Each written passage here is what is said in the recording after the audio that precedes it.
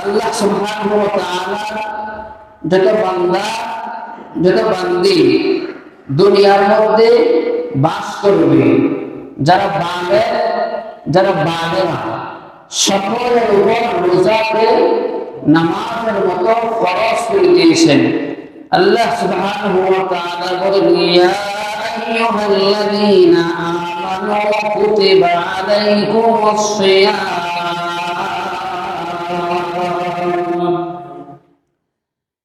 كتب عليكم الصيام كما كتب على الذين من قبلكم لعلكم تتقون।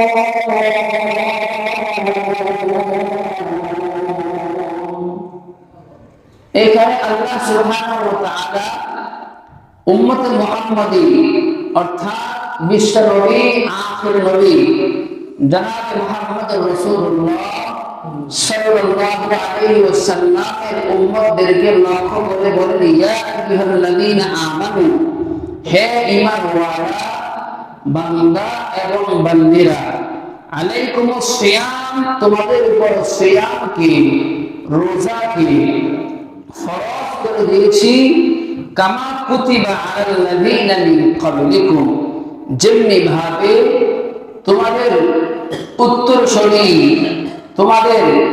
উত্তরসূরি যারা দুনিয়ার সূর্যগ্রহ থেকে এই পর্যন্ত অর্থাৎ মুহাম্মদুর রাসূলুল্লাহ সাল্লাল্লাহু আলাইহি ওয়াসাল্লামের আগ পর্যন্ত যত নবী যত রাসূল দুনিয়ার মধ্যে আসছে, সমস্ত নবীদের উম্মতের উপর সমস্ত রাসূলদের উম্মতের উপর আল্লাহ সুবহানাহু ওয়া তাআলা রোজাকে ফরজ করে দিয়েছেন।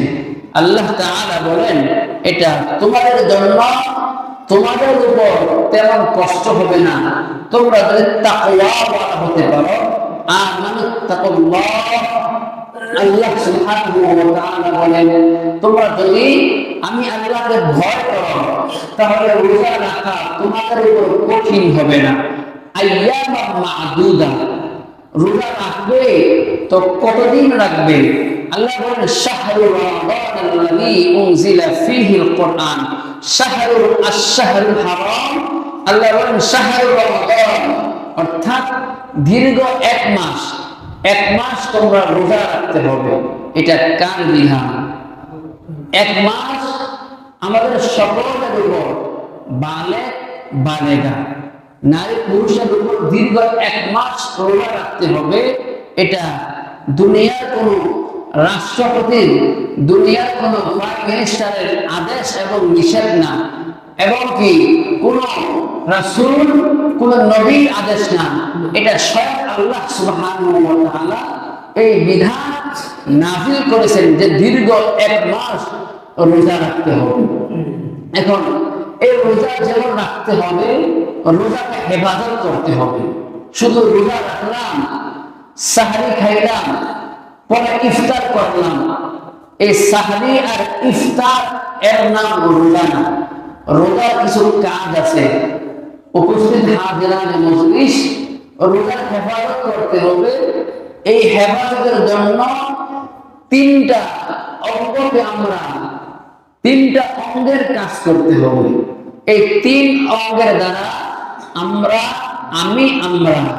আমরা সকলে রোজাকে হেফাজত করব। কয় অঙ্গ? তিন অঙ্গ। কয় অঙ্গ? তিন অঙ্গের দ্বারা আমরা শাহরুর রমাদান, দীর্ঘ এক মাসের যে রোজা, এটা তিন অঙ্গের দ্বারা আমরা হেফাজত করব। এক নাম্বার অঙ্গ হচ্ছে জবান দ্বারা এই রোজার হেফাজত করব। এই জবান দ্বারা ফাহেসা, অনর্থক, গীবত, চুগলখড়ি, মিথ্যা কথা, এই সমস্ত কাজ করব না। তাহলে জবানের হেফাজত হবে। এই জবান দ্বারা তিলাওয়াত করব, কোরআন তিলাওয়াত। এই জবান দ্বারা আল্লাহ সুবহানাহু ওয়া তাআলা আল্লাহ রাসূলের জিকির করব, তাসবিহ করব। এটা হচ্ছে এক নাম্বার জবানের হেফাজত। দুই নাম্বার অঙ্গ হচ্ছে এই কান দ্বারা গান, বাদ্য, বেহায়াপনা, বেলাল্লাপনা, যত অনৈতিক কাজ আছে, হারাম কাজ আছে, এই কাজগুলো আমরা এই কান দ্বারা শ্রবণ করব না। তাহলে রমজানের 2 নাম্বার অঙ্গের হেফাজত করা হবে। 1 নাম্বার জবানের হেফাজত, 2 নাম্বার কানের হেফাজত, গান বাজনা শোনা যাবে না। 3 নাম্বার চোখের হেফাজত করতে হবে। চোখ দিয়া যে কাজ আল্লাহ সুবহানাহু ওয়া তাআলা হারাম করেছে ওই কাজের দিকে, অর্থাৎ মেয়েদের দিকে তাকানো যাবে না। যারা টিভি, সিনেমা ইত্যাদি ইত্যাদি আরো যে সমস্ত হারাম কাজ আছে, এই সমস্ত হারাম কাজ থেকে আমি আমার চোখকে হেফাজত করতে হবে। তাহলে চোখ দিয়া কোরআন তিলাওয়াত করব, চোখ দিয়া কোরআন তিলাওয়াত করব। এই হচ্ছে 3 নাম্বার অঙ্গ।